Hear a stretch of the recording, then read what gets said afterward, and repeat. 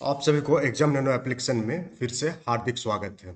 आज का क्लास आपका बहुत ही बढ़िया क्लास होने वाला है। सोशल साइंस के अंतर्गत हम लोग ज्योग्राफी सेक्शन में अब हम लोग आई थिंक ये फोर्थ चैप्टर है, आपका वायुमंडल का चैप्टर है। यहाँ से आपको क्वेश्चन देखने को मिल सकता है। साथ ही साथ ये चैप्टर को बाहरी चीजों को समझने के लिए भी जरूरी है कि आखिर जिस वायुमंडल का हम लोग पार्ट है उस वायुमंडल में क्या क्या होता है, उसके बारे में एक जनरल नॉलेज की जानकारी आपके पास होनी चाहिए। एग्जामिनेशन पॉइंट ऑफ व्यू के साथ तो ये चैप्टर बहुत ही इंपॉर्टेंट है।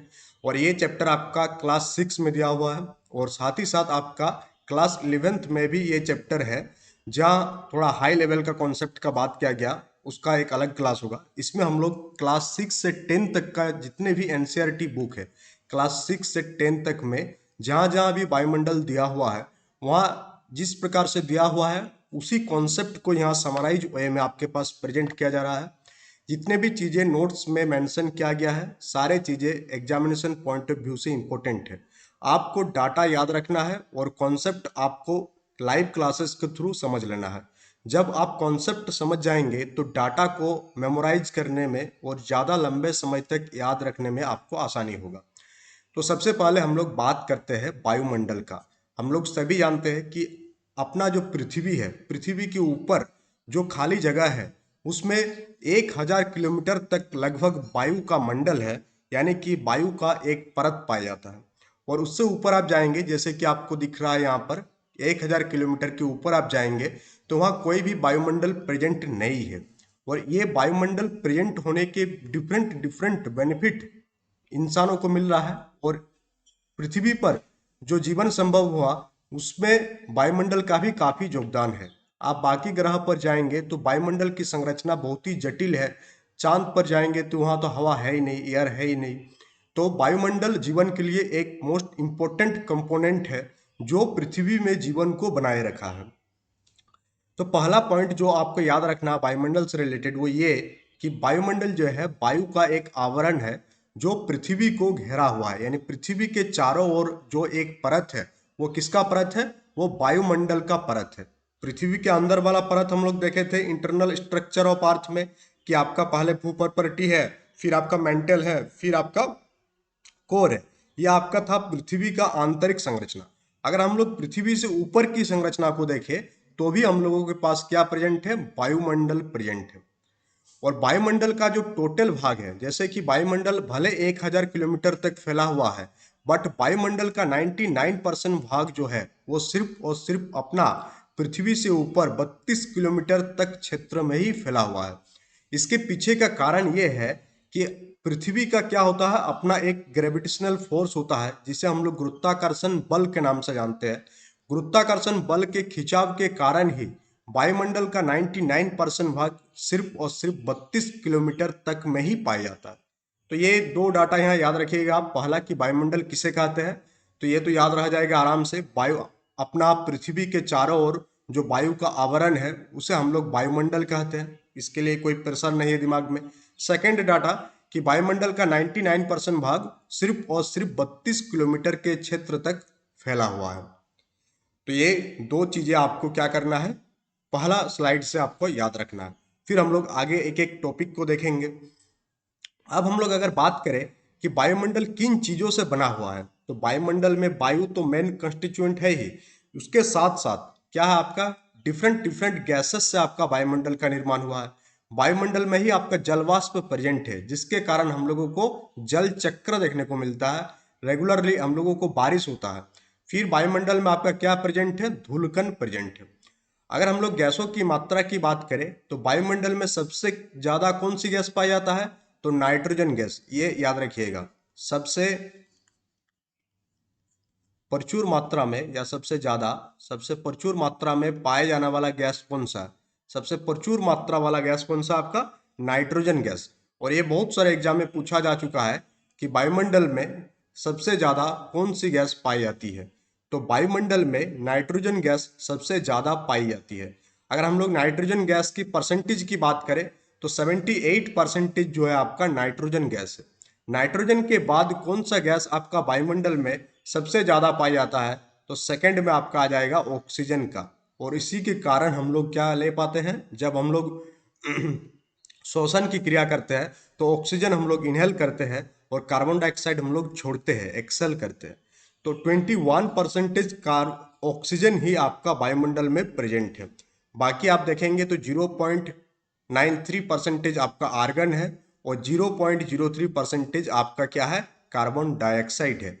और बहुत ही कम मात्रा में, अल्प मात्रा में कौन कौन सी गैसें प्रेजेंट है वायुमंडल में, हाइड्रोजन हो गया, हीलियम, ओजन, ये सारे गैसेस जो है आपका वायुमंडल में प्रेजेंट है। तो यहाँ से आपको 3 पॉइंट याद, यहाँ से क्या क्या याद रखना है कि वायुमंडल का संगठन, गैस, जलवाष्प और धूलकण। और सबसे प्रचुर मात्रा में पाया जाने वाला जो गैस है वो है आपका नाइट्रोजन, जो कि आपका 78% पाया जाता है। सेकंड कौन सा गैस पाया जाता है, ऑक्सीजन, जो कि 21%। जलवाष्प की जो मात्रा है वायुमंडल में वो लगभग लगभग 3 से 5% ही होता है। कितना है, 3 से 5% जो है जलवाष्प आपका वायुमंडल में प्रेजेंट है। और वायुमंडल को ये जल कहाँ से मिलता है, हम लोग जानते हैं जल चक्र वाला जब चैप्टर देखेंगे तो ये क्या है, आपका महासागर है। क्या है ये, महासागर है। महासागर हो गया, समुंदर हो गया, तालाब हो गया, नदी हो गया, ये सारे जल के स्रोत है। और यहाँ पर अपना जो है सन है। अब इस सन से क्या होगा, रेडिएशन के थ्रू हीट प्राप्त होगा महासागर को।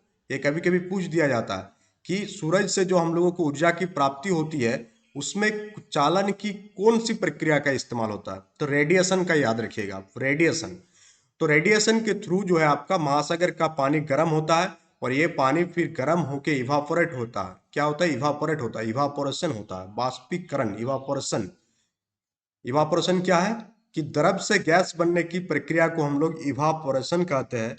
और इस प्रकार से जो महासागर का जल है, तालाब का जल है, कोई भी जलाशय का जल है, ये सारे इवापोरेट होके जलवाष्प बन के कहाँ पर चला जाता है, अपना वायुमंडल में चला जाता है। क्या बन जाता है, वाटर वेपर। क्या बन जाएगा आपका, वाटर वेपर बन जाएगा। इसे ही हम लोग क्या कहते हैं, जलवाष्प कहते हैं।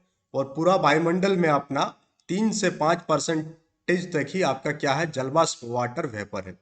इसके साथ साथ वायुमंडल में और क्या पाया जाता है, वायुमंडल में धूलकण पाया जाता है। बहुत सारे जो खनिज होता है, खनिज का पार्टिकल्स, वायुमंडल में बहुत ही छोटे छोटे पार्टिकल्स होता है जो हम लोगों को दिखता नहीं है।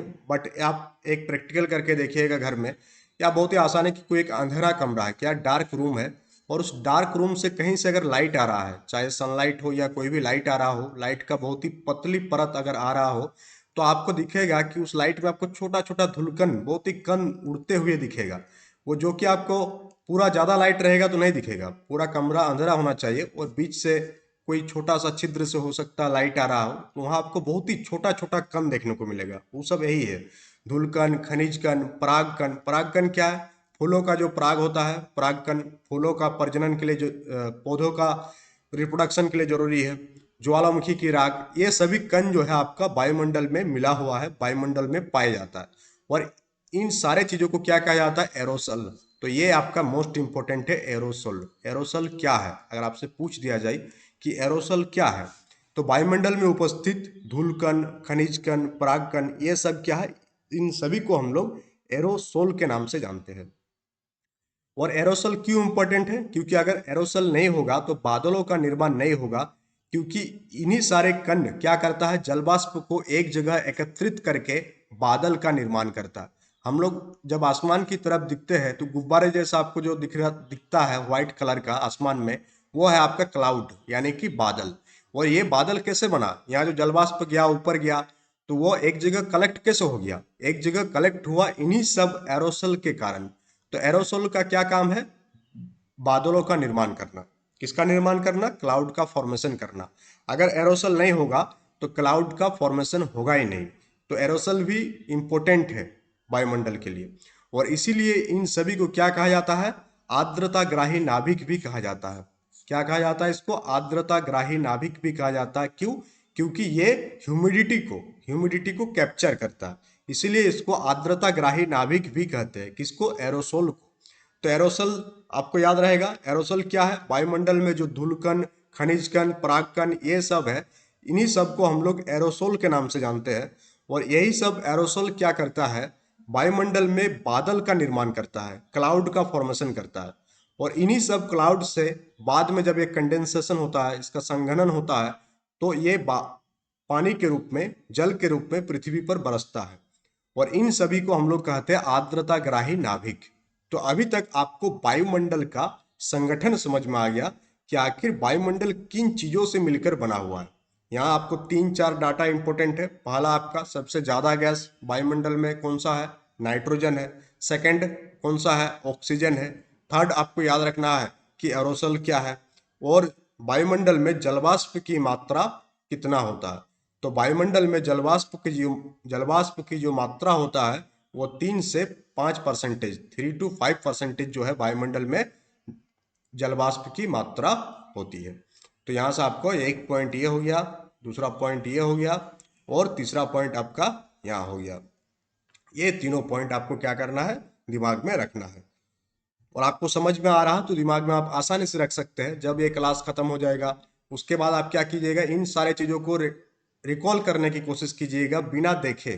तो देखिएगा आपको याद आएगा कि हाँ, सुबह सुबह हम पढ़े थे कि 78% नाइट्रोजन रहता है जो कि सबसे ज्यादा मात्रा में पाया जाता है। जब आप घूम रहे हैं तो आपको क्या दिखेगा? धुलकन दिखेगा, पराग फूल दिखेगा। तो वहां से आपको याद रखना है कि ये सारे क्या है? एरोसेल है। जब आप जब आप ऊपर की तरफ देखेंगे तो आपको आसमान में बादल दिखाई देगा। तो आप याद रखिएगा ये जो बादल का निर्माण हुआ है कैसे हुआ। तो इस प्रकार से आप चीजों को क्या कनेक्ट कीजिएगा डेली लाइफ से, तो आपको जीएस सेक्शन ज्यादा याद रहेगा। अब हम लोग बात करते हैं पृथ्वी की जो वायुमंडल है उसकी स्ट्रक्चर के बारे में, उसकी संरचना के बारे में। तो वायुमंडल को टोटल 5 परतों में डिवाइड किया गया। कितने परत? 5। पहला परत है आपका क्षोभ मंडल, जिसे इंग्लिश में हम लोग ट्रोपोस्फियर कहते हैं। दूसरा है आपका समताप मंडल, जिसे हम लोग इंग्लिश में स्ट्रेटोस्फियर कहते हैं। तीसरा आपका है मध्य मंडल, जिसे हम लोग इंग्लिश में मेसोस्फियर कहते हैं। चौथा है आपका ताप मंडल, जिसे हम लोग थर्मोस्फियर कहते हैं। और पांचवा आपका वायुमंडल एक्सोस्फियर।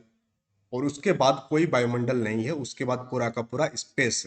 तो अगर आपसे पूछा जाए कि स्पेस कहाँ से शुरुआत होता है, तो एक वायुमंडल एक्सोस्फीयर के बाद आपका अंतरिक्ष चालू हो जाता है। तो आप यहाँ देख पा रहे हैं ये हो गया अपना पृथ्वी। ये क्या है? अपना पृथ्वी है जहां हम लोग निवास करते हैं। अब इस पृथ्वी के ऊपर में जो सबसे पहला 20 किलोमीटर है, कितना? फर्स्ट 20 किलोमीटर तक जो वायु का परत ये चारों ओर पाया जाएगा, ऐसा नहीं खाली वहीं पर पाया जाएगा। आप समझ जाइएगा इसको कि ये वायुमंडल जो है पृथ्वी के चारों ओर फैला हुआ है। तो ये पूरा पृथ्वी के चारों ओर घिरा हुआ होगा। तो पहला वाला जो पार्ट है उसे हम लोग क्षोभ मंडल कहते हैं। और जो लगभग लगभग कहाँ तक फैला हुआ है? लगभग लगभग 20 किलोमीटर तक। कितना? 20 किलोमीटर तक। अपना पृथ्वी से 20 किलोमीटर तक आपका क्या है? क्षोभ मंडल है, जिसे हम लोग ट्रोपोस्फियर के नाम से जानते हैं। उसके ऊपर जाएंगे हम लोग तो लगभग 50 किलोमीटर तक। कहाँ तक? लगभग आपका 50 किलोमीटर तक। यानी कि यहाँ हो गया आपका 20 किलोमीटर। 50 किलोमीटर तक आपका क्या है? स्ट्रेटोस्फियर है, जिसे हम लोग हिंदी में क्या कहते हैं? समताप मंडल। हिंदी में हम लोग किसे क्या कहते हैं? उसे समताप मंडल के नाम से जानते हैं। फिर जैसे हम लोग और थोड़ा ऊपर जाएंगे तो हम लोगों को मिलेगा मेसोस्फियर, यानी कि मध्य मंडल। और ये लगभग आपका 85 किलोमीटर तक फैला हुआ है। सारे को एक एक करके आपको समझाएंगे, ये खाली आपको इंटरेस्ट पैदा करने के लिए, और आपको चीजों को लेयर बाय लेयर समझा जाएगा। जैसे यहाँ पर लेयर बाय लेयर पिक्चर को ड्रॉ किया गया है, उसी प्रकार से आपको कॉन्सेप्ट भी लेयर बाय लेयर समझाया जाएगा। उसके बाद आपका मेसोस्फीयर के ऊपर आपका थर्मोस्फीयर, जिसे हम लोग तापमंडल के नाम से जानते हैं, और लगभग 690 किलोमीटर तक फैला हुआ है। और उसके ऊपर है आपका एक्सोस्फीयर, जो आपका 1000 किलोमीटर तक आपका यहाँ पर फैला हुआ है। तो ये आपको समझ में आ गया कि वायुमंडल का जो परत है, टोटल कितना परत है? तो 5 लेयर है, 5 परत। पृथ्वी के अंदर में कितना परत था? पृथ्वी के अंदर में 3 परत था आपका। पृथ्वी के अंदर में 3 परत था। क्या क्या था? आपका भूपर्पटी था, मेंटल था, कोर था। बट जब हम लोग पृथ्वी के ऊपर वायुमंडल को देख रहे हैं तो वायुमंडल का टोटल 5 परत पाया जाता है। तो ये 5 आप याद रखिएगा कि पृथ्वी के वायुमंडल में 5 परत पाया जाता है। क्या क्या? आप फिर से एक बार सुन लेंगे। पहले को कहा जाता है क्षोभ मंडल, दूसरे को कहा जाता है समताप मंडल, तीसरे को कहा जाता है मध्य मंडल, चौथा को कहा जाता है ताप मंडल, और पांचवा को कहते हैं हम लोग वाह्य मंडल एक्सोस्फीयर। और उसके बाद आपका स्पेस यानी कि अंतरिक्ष की शुरुआत हो जाता है। यहाँ आपको और एक डायग्राम दिख रहा जहाँ हम लोग देख पा रहे हैं, ये बहुत इंटरेस्टिंग डायग्राम है। ये एक एक करके आपको समझना है ये वाला। तो सबसे पहला हम लोग समझते हैं क्षोभ मंडल क्या है। तो क्षोभ मंडल जो है वायुमंडल का सबसे निचला परत है। क्षोभ मंडल आपका वायुमंडल का सबसे निचला परत है। निचला क्यों बोल रहे हैं? क्योंकि आपका यहीं से आप देख पा रहे होंगे, ये जो अपना धरती है, पहाड़ है, समुंदर है, यहीं से आपका शुरुआत हो जाता है किसका? क्षोभ मंडल का। किसका? क्षोभ मंडल की शुरुआत यहीं से हो जाता है, जिसे हम लोग क्या कहते हैं? ट्रोपोस्फियर के नाम से जानते हैं। तो आपसे अगर पूछ दिया जाए कि वायुमंडल का सबसे निचला परत का नाम क्या है, तो वायुमंडल का सबसे नीचे वाला जो परत है उसका नाम है क्षोभ मंडल। और वायुमंडल का सबसे बाहर वाला परत का नाम क्या है? तो वायुमंडल का सबसे बाहर वाला परत का नाम है आपका वायुमंडल, यानी कि आपका एक्सोस्फियर। और दोनों के पूरा वायुमंडल में बीच का परत कौन सा है? तो बीच का परत है आपका मेसोस्फियर, इसलिए इसका नाम पड़ गया क्या? मध्यमंडल। क्या नाम पड़ गया? मध्यमंडल। तो आपका बीच में होने के कारण यह मध्यमंडल, एक्सोस्फियर सबसे बाहर होने के कारण वायुमंडल, और ये अपना पृथ्वी में ही होने के कारण इसे हम लोग क्या कहते हैं? क्षोभ मंडल कहते हैं, पृथ्वी के नजदीक होने के कारण। अब आप देखेंगे तो जो ध्रुव और भूमध्य रेखा, ये दोनों चीज आपको यहाँ पर हम लोग समझाए थे जब हम लोग क्या लैटिट्यूड एंड लॉन्गिट्यूड वाला क्लास कर रहे थे। ये हो गया आपका पृथ्वी।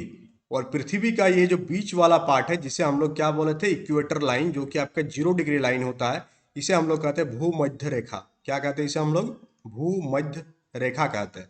ठीक है, इक्वेटर लाइन है ये आपका, इंग्लिश में से इक्वेटर कहा जाता है, इंग्लिश में से इक्वेटर कहा जाता है। ठीक है। और आपका जैसे जैसे आप ऊपर बढ़ते गए थे तो यहाँ पर आपको एक ध्रुव दिखा था, और नीचे भी जाएंगे तो यहाँ भी आपको एक ध्रुव दिखा था। ये ये क्या आपका ध्रुव है? ये हो गया आपका नॉर्थ पोल यानी कि उत्तरी ध्रुव, और ये हो गया आपका साउथ पोल यानी कि दक्षिणी ध्रुव। तो आप क्षोभ मंडल की ऊंचाई की अगर हम लोग बात करेंगे, तो जो ध्रुव है, ध्रुव पर क्षोभ मंडल की ऊंचाई कम होता है। कितना होता है? ध्रुव पर आपका क्षोभ मंडल की जो ऊंचाई है लगभग 8 किलोमीटर। यानी अगर हम लोग नॉर्थ पोल में चले जाएंगे, वहां से ऊपर 8 किलोमीटर तक आपका क्या है? क्षोभ मंडल है। बट अगर हम लोग भूमध्य रेखा के आसपास आएंगे, यहाँ पर भूमध्य रेखा के आसपास यहाँ रहेंगे हम लोग, जैसे कि अपना अपना एग्जांपल ले लेते हैं कि अपना भारत में किसी जगह पर हम लोग हैं, तो वहां से आपका क्षोभ मंडल की ऊंचाई लगभग लगभग कितना होगा? 18 किलोमीटर। और ये वेरी करता है, ये एक एवरेज निकाला गया है कि ध्रुवों पर कितना होगा। तो ध्रुवों पर क्षोभ मंडल की ऊंचाई आपका 8 किलोमीटर होगा, और भूमध्य रेखा नॉर्मल जगह पर आपका कितना होगा? 18 किलोमीटर होगा। और ये एक मोस्ट इंपॉर्टेंट लाइन है, ये बहुत सारे एग्जाम में पूछा जा चुका है अभी तक कि ध्रुवों पर आपका क्षोभ मंडल की ऊंचाई कितना होता है? तो 8 किलोमीटर। और भूमध्य रेखा पर कितना होता है? आपका 18 किलोमीटर होता है। और ये वेरी कहाँ से कहाँ तक करेगा? तो जीरो से हम लोग 18 किलोमीटर या 20 किलोमीटर मान लेते हैं इसको। इसको कहाँ मान लेते हैं हम लोग? जीरो से 20 किलोमीटर तक आपका क्या है? क्षोभ मंडल है, कहीं ज्यादा कहीं कम।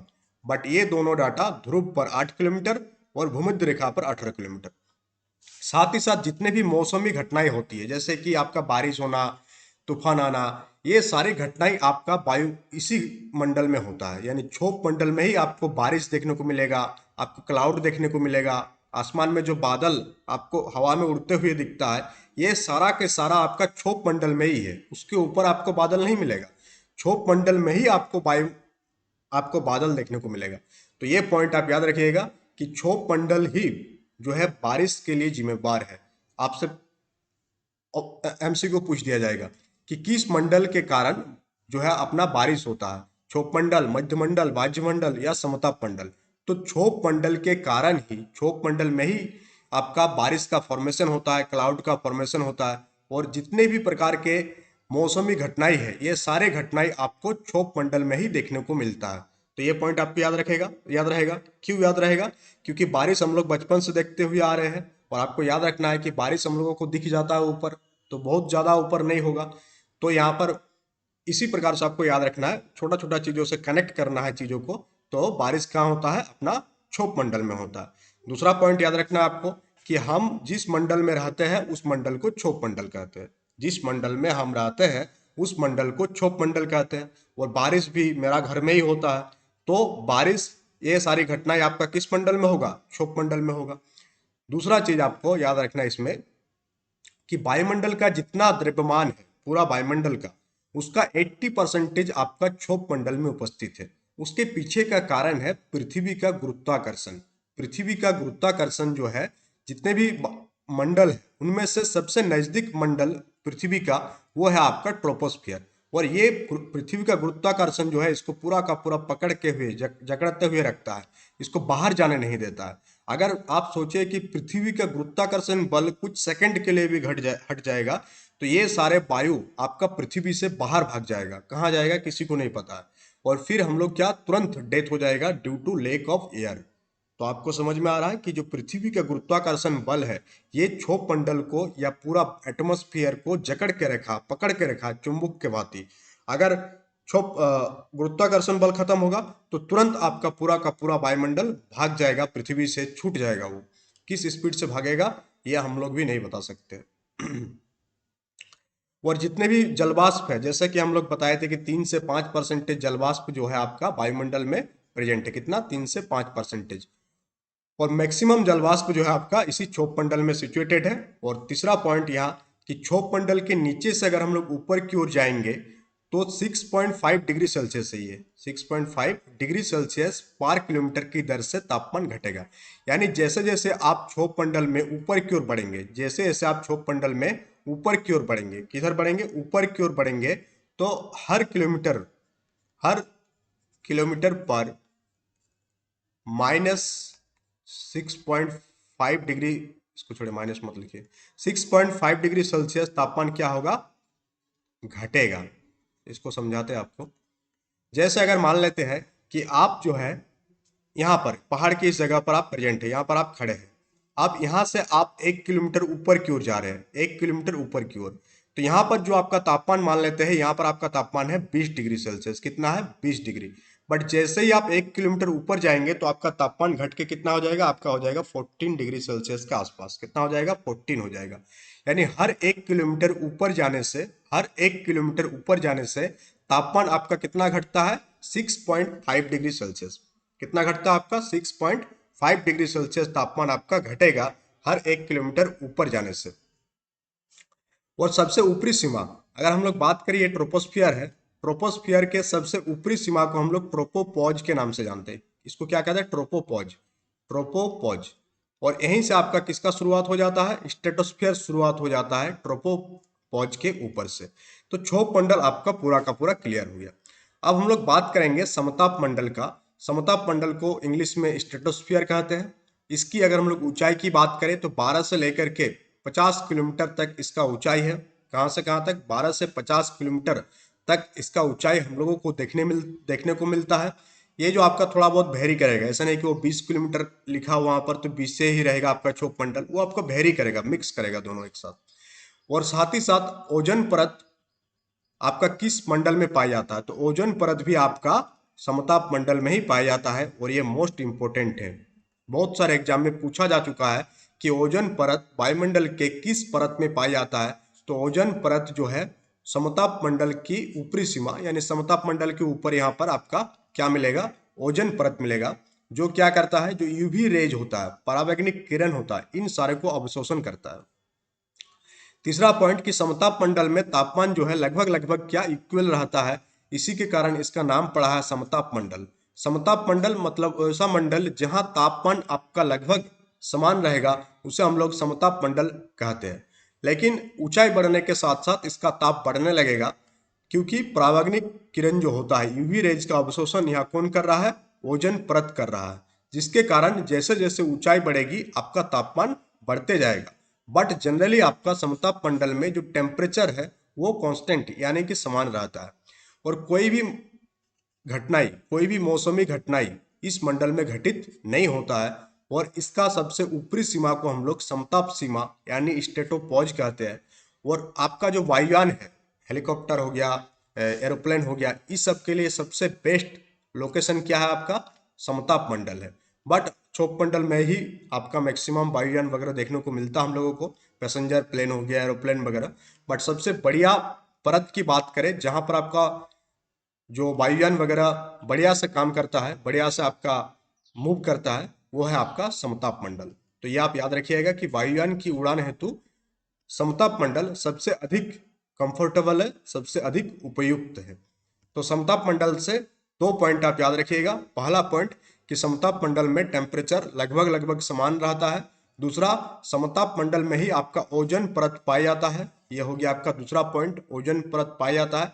और तीसरा आपको कि कोई भी वायुयान की उड़ान के लिए समताप मंडल सबसे ज्यादा कंफर्टेबल है, वो सबसे ज्यादा उपयुक्त है। अब यहाँ पर आप बहुत बार सुने होंगे कि ओजोन लेयर की क्या हो रहा, नुकसान हो रहा। तो आपको ये दिख रहा है कि ये अपना पृथ्वी है, उसके बाद आपका ट्रोपोस्फियर यानी कि आपका क्षोभ मंडल है। क्षोभ मंडल के ऊपर आपका क्या है, स्ट्रेटोस्फियर है। और स्ट्रेटोस्फियर में ही आपका क्या है, ओजोन लेयर है। तो बहुत सारे कारण, बहुत सारे जो क्लोरोफ्लोरोकार्बन हो गया, हाइड्रोकार्बन हो गया, ये सारे चीजें जब वायुमंडल में रिलीज होती है तो ये ऊपर उड़कर जाता है और ये ओजोन लेयर को क्षतिग्रस्त करता है। क्या करता है, ओजोन लेयर को क्षतिग्रस्त करता है, जिससे आपका सनलाइट से आने वाले जो हानिकारक रेज होता है, जिसे हम लोग यूवी रेज के नाम से जानते हैं, वो वायुमंडल में प्रवेश करके आपका पृथ्वी यानी पृथ्वी के एकदम नजदीक यानी कि ट्रोपोस्फियर तक पहुंच जाता है, जिससे आपका क्या होता है, कैंसर वगैरह का बीमारी होता है। ओजोन परत क्या करता है कि वायु पृथ्वी से आने वाला 93 से 99% जो आपका हानिकारक पराबैंगनी किरण है, इसको अवशोषण कर लेता है। और ओजोन परत की खोज सबसे पहली बार किसने किया था, 1913 में फ्रांस का भौतिक विज्ञानी फेब्री चार्ल्स और हेनरी बूसन ने की थी। ये आप साइंस में भी याद रखिएगा कि ओजोन परत की खोज किसने किया था। तो ओजोन परत की खोज आपका फेब्री चार्ल्स और हेनरी बूसन के द्वारा किया गया था। नेक्स्ट आपका मध्यमंडल। तो मध्यमंडल हम लोग जानते हैं कि मध्यमंडल जो है आपका समताप मंडल के ऊपर के मंडल को हम लोग क्या कहते हैं, मध्यमंडल कहते हैं। और वायुमंडल के पांचों परत में से ये आपका तीसरा परत है। कौन सा, मध्यमंडल। मध्यमंडल आपका तीसरा सबसे निचली और समताप मंडल के ऊपर स्थित है। और अगर इसकी ऊंचाई की बात करें हम लोग तो 50 से 80 किलोमीटर इसकी ऊंचाई है। ये यहाँ पर क्यों आ गया। अब मध्यमंडल के सबसे ऊपरी सीमा, मध्यमंडल का जो सबसे ऊपरी सीमा है, ये पृथ्वी का सबसे ठंडा स्थान है। और यहाँ पर आपका तापमान कहाँ कितना पहुंच जाता है, -85 डिग्री सेल्सियस। तो मेसोस्फीयर का सबसे जो ऊपरी परत है वो सबसे ठंडा स्थान है वायुमंडल में, और वो आपका कितना है, -85 डिग्री सेल्सियस। और अंतरिक्ष से पृथ्वी के वायुमंडल में प्रवेश करने वाले सभी उल्कापिंड इसी परत में आकर जल जाते हैं। हम लोग पहला क्लास में देखे थे, जो उल्का पिंड होता है वो जब पृथ्वी की गुरुत्वाकर्षण बल के कारण पृथ्वी की ओर गिरता है तो वायुमंडल में आकर वो जलकर राख हो जाता है। तो वायुमंडल के इसी परत में, कौन सा परत में, आपका मध्यमंडल में जो उल्काएं है, उल्का पिंड है, ये क्या हो जाता है, आकर जल जाता है। तो ये क्वेश्चन आपका इंपॉर्टेंट है, एमसीक्यू बन सकता है कि वायुमंडल के किस परत में आपका उल्का पिंड जलकर राख हो जाते हैं या जल जाता है। तो आपका मध्यमंडल में उल्का पिंड जो है आपका जल जाता है और जलकर वो राख हो जाता है। नेक्स्ट है आपका तापमंडल। तो मध्यमंडल के ऊपर आपका क्या स्थित है, तापमंडल स्थित है, जिसे हम लोग इंग्लिश में थर्मोस्फियर कहते हैं। और इसकी ऊंचाई आपका 80 से 700 किलोमीटर तक, कहीं कहीं आपको 800 किलोमीटर भी देखने को मिलेगा, तो आपको देखने को मिलेगा। और तापमंडल में हम लोग जैसे जैसे नीचे से ऊपर की ओर जाएंगे, तापमंडल जहां से शुरू हो रहा यानी कि यहाँ से शुरू हो रहा, और जैसे जैसे हम लोग ऊपर जाएंगे तो इसका तापमान क्या हो जाएगा, आपका बढ़ते जाएगा। और 1200 डिग्री सेल्सियस तक भी तापमान हम लोगों को देखने को मिलता है तापमंडल में। और तापमंडल के सबसे ऊपरी सीमा को हम लोग थर्मोपॉज कहते हैं। साथ ही साथ तापमंडल का जो सबसे निचली परत है उसे हम लोग आयन मंडल के नाम से जानते हैं। तापमंडल दो परत में डिवाइडेड है। तापमंडल को हम लोग क्या करेंगे, यहाँ पर दो परत में हम लोग डिवाइड कर देंगे। क्या कर देंगे, दो परत में हम लोग डिवाइड कर देंगे। तो इसका जो निचला परत है इसे हम लोग आयन मंडल के भी नाम से जानते हैं या आयोनोस्फीयर कहते हैं। कौन सा मंडल आपका, आयन मंडल या आयोनोस्फीयर। तो ये जो आयन मंडल है, इसी आयन मंडल में आपका जितने भी आपका सोलर रेडिएशन के द्वारा यह क्या होता है, आयनीकृत होता है। और आयन मंडल पूरी तरह से बादल व जलवाष्प विहीन परत है, यानी आयन मंडल में थोड़ा भी मात्रा में आपको जलवाष्प नहीं पाया जाता है। तो ये आप इंपॉर्टेंट देखिए, याद कीजिएगा कि आयन मंडल जो है पूरी तरह से बादल व जलवाष्प विहीन परत है।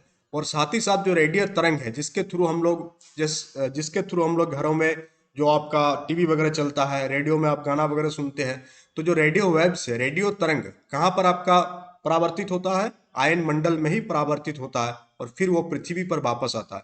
यानी कि कोई रेडियो स्टेशन से, ये आपका क्या रेडियो स्टेशन है, ये आपका रेडियो स्टेशन, रेडियो स्टेशन से सिग्नल भेजा गया ऊपर की ओर, और यहाँ पर आपका जो आयन मंडल है, आयन मंडल से वो टकरा कर ये आपके रिसीवर तक रिसीव होगा। तो इस प्रकार से हम लोग टीवी वगैरह का जो चैनल वगैरह चलता है उसको हम लोग देख पाते हैं। तो आयन मंडल के कारण ही संचार संभव हो पाती है। और संचार उपग्रह जितने भी प्रकार के कम्युनिकेशन सैटेलाइट है जिसके थ्रू हम लोग कम्युनिकेट करते हैं, जैसे कि अभी जो क्लास ले रहे हैं, इंटरनेट वगैरह का जो संचालन हो रहा, ये सारा का सारा आपका आयन मंडल में है। कहाँ? आपका आयन मंडल। जैसे हम यहाँ से आपको पढ़ा रहे हैं तो यहाँ से सिग्नल जा रहा आपका, कहाँ जा रहा? पहले सिग्नल आपका कम्युनिकेशन सैटेलाइट में जाएगा और वहां से ये सिग्नल, कम्युनिकेशन सैटेलाइट से ये सिग्नल आपके फोन में रिसीव होगा। तो इस प्रकार से पूरा का पूरा कम्युनिकेशन सिस्टम जनरेट होता है। और ये सारा का सारा आपका किस में होता है? आपका तापमंडल, थर्मोस्फियर में ही होता है। थर्मोस्फियर का दो पार्ट है, एक निचला परत को हम लोग क्या कहते हैं? आयन मंडल कहते हैं। निचला परत को हम लोग आयन मंडल कहते हैं। ऊपर सॉरी, हाँ, निचला परत, ये आपका निचला परत आपका हो गया आयन मंडल। निचला परत आपका क्या है? आयन मंडल है। और तापमंडल का क्या है? ऊपरी परत। दो परतों में आपका तापमंडल डिवाइडेड है। और जितने भी प्रकार का जो ध्रुवीय प्रकाश, जिसे हम लोग कहते हैं अरोरा, अरोरा बोरियलिस और अरोरा ऑस्ट्रेलियस, ये सारी घटनाएं आपका इसी तापमंडल में होता है। और ये आपका बहुत सारे एग्जाम में पूछा गया अभी तक कि ध्रुवीय प्रकाश वायुमंडल के किस मंडल में हम लोगों को देखने को मिलता है। तो अरोरा, ये सारे जो प्रकाश है, ध्रुवीय प्रकाश, पोलर लाइट्स, ये सारे लाइट्स आपका किस में देखने को मिलता है? तापमंडल यानी कि थर्मोस्फियर में हम लोगों को देखने को मिलता है। अब नेक्स्ट क्यों जाएंगे, और नेक्स्ट है आपका वायुमंडल, जिसे इंग्लिश में हम लोग कहते हैं एक्सोस्फियर। तो एक्सोस्फियर जो है पूरा का पूरा एटमॉस्फेयर का सबसे ऊपर स्थित परत है। सबसे ऊपर कौन सा परत स्थित है? आपका एक्सोस्फियर स्थित है। और इसकी अगर हम लोग ऊंचाई की बात करें तो 700 से लगभग 10,000 किलोमीटर तक ये आपका फैला हुआ है। कौन सा? आपका वायुमंडल यानी कि एक्सोस्फियर। और ये वायुमंडल की सबसे बाहरी परत है। क्या? ये वायुमंडल का सबसे बाहरी परत है, जो कहाँ जाकर मिलती है? अंतरिक्ष के साथ मिक्स हो जाता है और इसके जस्ट बाद आपका स्पेस की शुरुआत होता है। और वायुमंडल में कौन सी दो गैसों की प्रधानता रहती है? तो हाइड्रोजन और हीलियम गैस की आपकी क्या रहती है? प्रधानता। हाइड्रोजन और हीलियम गैस की आपका प्रधानता आपको किसमें देखने को मिलता है? वायुमंडल यानी कि एक्सोस्फीयर में हम लोगों को देखने को मिलता है।